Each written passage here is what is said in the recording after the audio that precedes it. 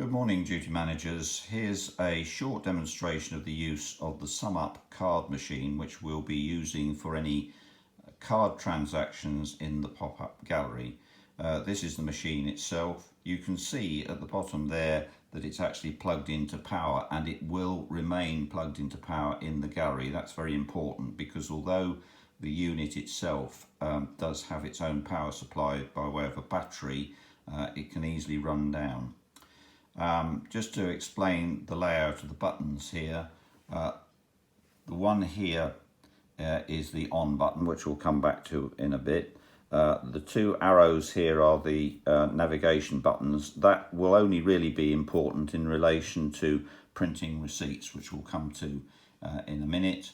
The X button returns you to what is in effect the home screen of the unit. The tick button is very important because that confirms every action. There is a back button which normally wouldn't need to use. So in order to turn the machine on, you press the power button here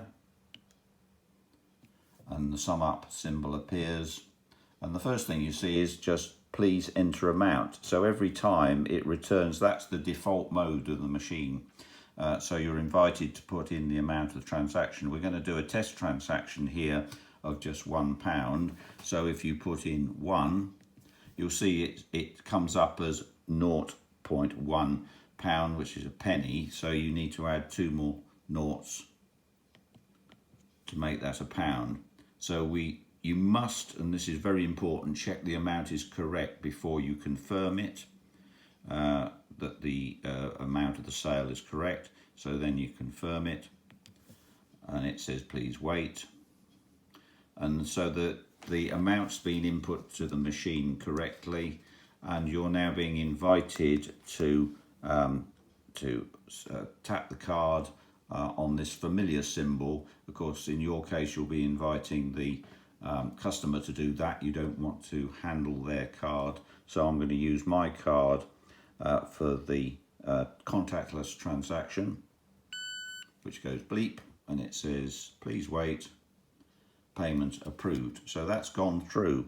Now if that were a transaction over £45, I would need to present my card in the slot down here, that way round. Now once again you can turn the machine round towards the customer so that they can put their card in. They then, of course, have to put their PIN number in, but it's the same principle. They put the PIN number in, press the tick button. So now the instruction is asking you whether you want a receipt. Yes, we do want receipts for each of these transactions. And in fact, we want 2 receipts. So using the navigation buttons down here, you press down to go print receipt, and then you confirm. And you'll see that a receipt is being printed, and you'll see the format of the receipt. It's got artsinredditch at the top. It's got important stuff like the transaction ID, the last 4 digits of the card, date and time of the sale, the amount, and so on. Really key information for the processing of the transaction. So we'll just tear that off because that's the customer receipt. Try and do it carefully, and it then says print receipt printed successfully. Do you want another copy? Yes, we do, because we want a second copy that's going to be attached to the yellow sales receipt from the receipt pad that's already been demonstrated. So you press tick and it prints a second receipt, which is identical in all respects. But it relates to that particular transaction, and that is then stapled to the yellow copy, as I say. And so the machine then returns to please enter amount, which is the sort of default mode, and you can put a further transaction in and start the process again.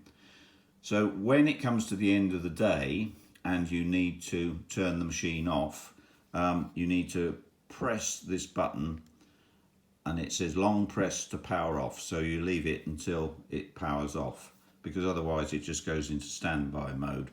Not a big deal that, but it's better if it's turned off overnight. So that's essentially it. Thank you very much.